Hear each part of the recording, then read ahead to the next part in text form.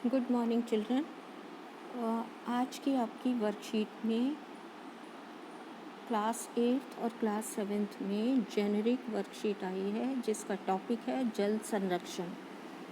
जल संरक्षण संरक्षण का मतलब होता है किसी चीज़ को बचाना, सेव करना। यहाँ पर जल संरक्षण की बात हो रही है। हमारी पृथ्वी पर पीने योग्य पानी सीमित मात्रा में। हमें जल संरक्षित क्यों करना चाहिए? क्योंकि पृथ्वी पर 3/4 वाटर है, समुद्रों में बहुत पानी है। इसके बाद भी पानी को बचाना ज़रूरी है, सेव करना ज़रूरी है, बर्बाद नहीं करना चाहिए। क्यों? क्योंकि हमारी पृथ्वी पर पीने योग्य पानी सीमित मात्रा में है। अब पीने योग्य पानी कितना है ये हमें पता होना चाहिए। जो पृथ्वी पर पूरा पानी जितना भी है, समुद्रों में, नदियों में, तालाबों में, जहाँ पर भी है, उसमें से सिर्फ 1% पानी ही पीने योग्य है। 1% का मतलब होता है बहुत कम पानी। बहुत कम पानी पीने योग्य है, इसलिए पानी को हमें बचाना चाहिए।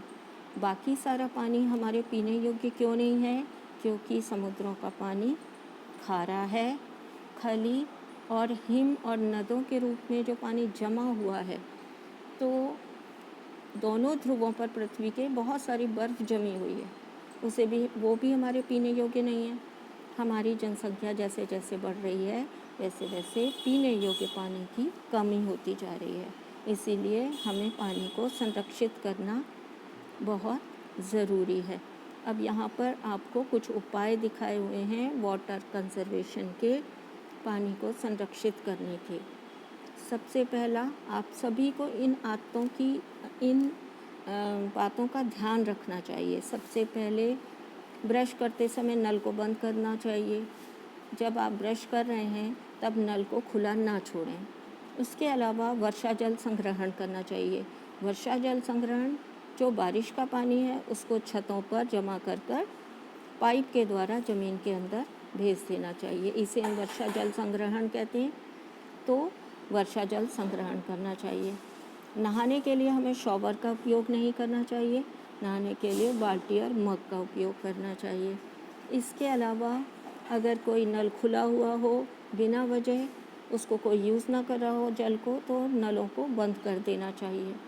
इसके अलावा आप लीक जासूस बने। वो क्यों कहा गया है? बहुत सारे नल लीक होते रहते हैं, बूंद बूंद पानी टपकता रहता है और सारा दिन बूंद बूंद पानी टपकने से भी बहुत सारी मात्रा में पानी बर्बाद हो जाता है।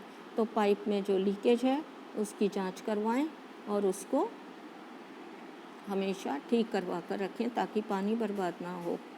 अपने घर में होने वाली उन गतिविधियों की सूची बनाइए जिनमें पानी इस्तेमाल होता है। जो ये पहला प्रश्न आपसे पूछा गया है, उन गतिविधियों की सूची बनाइए। आपके घर में आप कहाँ कहाँ पानी यूज़ करते हैं? घर साफ़ करने में, खाना बनाने में, कपड़े धोने में, गाड़ियाँ साफ़ करने में, वाहन साफ़ करने में, तो बहुत सारे पेड़ पौधों को देने में, बहुत सारी गतिविधियाँ हैं जिनमें हम रोज़ पानी इस्तेमाल करते हैं। तो आपको उनकी सूची बनानी है जितनी भी आपको याद आती हैं, और उस गतिविधि में उपयोग होने वाले पानी का अंदाज़ा भी लिखिए। अर्थात आप सपोज़ लिख रहे हैं कि हमने नहाने के लिए पानी उपयोग किया, तो एक दिन में आप नहाने के लिए कितना पानी उपयोग करते हैं उसका अंदाज़ा बताना है। अगर आपकी एक बाल्टी 20 लीटर की है और पूरी बाल्टी आप पानी नहाने में यूज़ कर लेते हैं, तो आप एक दिन में एक बार नहाने में 20 लीटर पानी खर्च कर देते हैं, यूज़ कर लेते हैं। इसी तरह अगर आप खाना बनाने की गतिविधि लिखते हैं, तो आप दिन भर में खाना बनाने में अगर 5 लीटर पानी उपयोग कर लेते हैं, ये आप अपने घर में मम्मी से मदद ले सकते हैं, वो आपको बता सकते हैं। सफाई के लिए अगर आप 1 बाल्टी या 2 बाल्टी पानी, वो आप अंदाज़ा लगाना है, आपको एक्यूरेट मात्रा नहीं लिखनी है। कोई भी 2 गतिविधि ऐसी लिखिए जिसमें आप उपयोग होने वाले पानी का अंदाज़ा लिखेंगे, कितने लीटर पानी आप इस्तेमाल करते हैं। जल संरक्षण को बढ़ावा देने के लिए स्लोगन लिखना है। कोई भी एक स्लोगन आप लिखेंगे, सुंदर सुंदर राइटिंग में लिखेंगे कलरफुल पेपर पर उसको ऐसे क्लाउड के या किसी पर्टिकुलर शेप में काट कर उसके अंदर एक स्लोगन लिखिए और स्लोगन लिखकर उसको थोड़ा अट्रैक्टिव बनाइए, क्रिएटिव बनाइए। आप जल संरक्षण के लिए कौन सी अच्छी आदतें अपनाएंगे? यहाँ पर बेटा आपको इतनी सारी आदतें दी थी, मगर आप कौन सी अपनाएंगे उनको आपको लिखना है। जैसे ये वाली सारे बच्चों को अपनानी चाहिए, ब्रश करते समय नल को खुला नहीं छोड़ना चाहिए। ये भी आप अपना सकते हैं, शॉवर का नहाते हुए शॉवर का उपयोग ना करें और मग्गे और बाल्टी से आप क्या करें, नहाने का काम करें। इसी तरह एक अच्छी आदत ये भी हो सकती है कि उपयोग में ना होने पर अगर नल खुला हुआ है तो उसको बंद कर दें।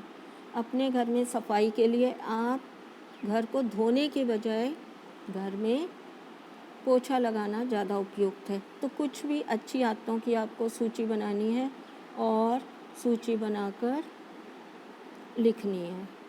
और आपको कोई भी परेशानी हो आप नीचे कमेंट बॉक्स में लिख सकते हैं और पूछ भी सकते हैं। Thanks for watching.